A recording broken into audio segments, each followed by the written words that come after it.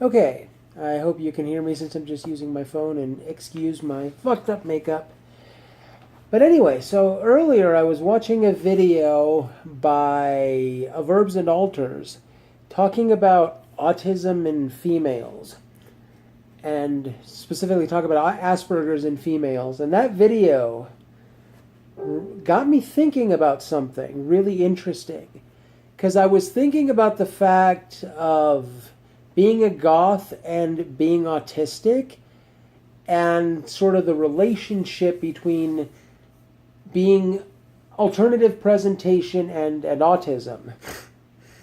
So, of course, as you may know, autistic folks are not fond of social interaction, and dealing with people can be an issue for us. So, it would seem contradictory that we would want to avoid social interactions, but yet present ourselves in a manner that's going to draw attention to us. But there's a couple of aspects to that. One is, depending on how we're presenting ourselves, that's going to cause a certain percentage of people to just not want to deal with us if they think, oh, that person's weird, they're dangerous, they're whatever they're going to think about us. They're not going to want to deal with us. The other aspect to it that I was thinking about is the fact that this is also about personal control. One of the things that we have issues with as autistics is change. And so, if I were to present myself in a more socially acceptable manner, I'm not in control of that. Society is. Society dictates what's acceptable and what's not. Whereas if I dress how I want to dress, then I'm the one in control. I'm the one who decides this is what I'm going to wear today.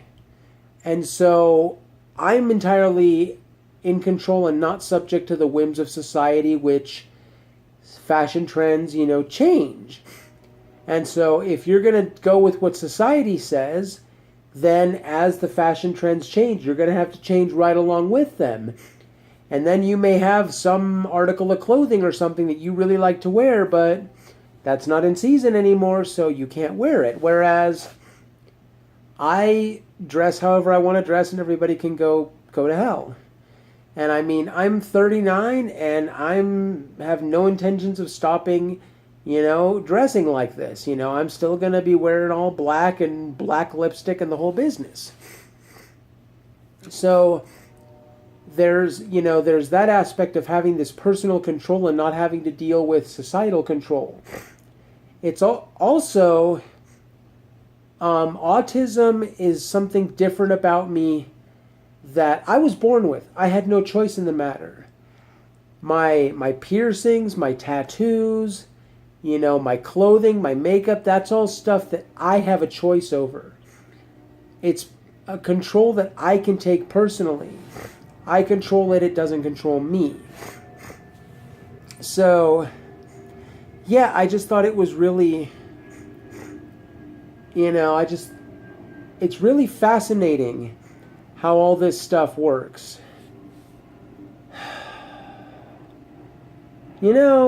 When I don't have the camera turned on, I can just talk and talk and talk and talk and talk. And the ideas just keep flowing. But when I turn on the camera to record my ideas, then it's like I get flustered. And, this is something, social interaction came up in the video that I was watching. And in a way, like, the camera, in a way, is its own form of social interaction. Whereas when I have the camera turned off, it's just me. It's just me talking to myself. And so I have to think about ways to capture my thoughts, but without having this moment of, what am I going to say? I don't know what to say. And I really don't want to make videos that are scripted. I just want to make videos where I just kind of ramble. As I think in the end that'll be easier. But I also need to be better at just letting my thoughts flow. Because what tends to happen is my thoughts will be flowing, then I'll go, oh, I should make a video about this, and then I get flustered like this. There's a little bit of a tangent there, but to kind of try and bring things back to the whole like alternative presentation thing, it's just, I wonder how, I think, the other aspect to it is also that, people who are less likely to have a problem with me being different because of tattoos, piercings, clothing, makeup, etc., are less likely to have a problem with my difference because of my disability issues. It just seems like people who are more accepting of me because I'm a tattooed goth are going to be more accepting of me because I'm autistic. It just seems like that's the case.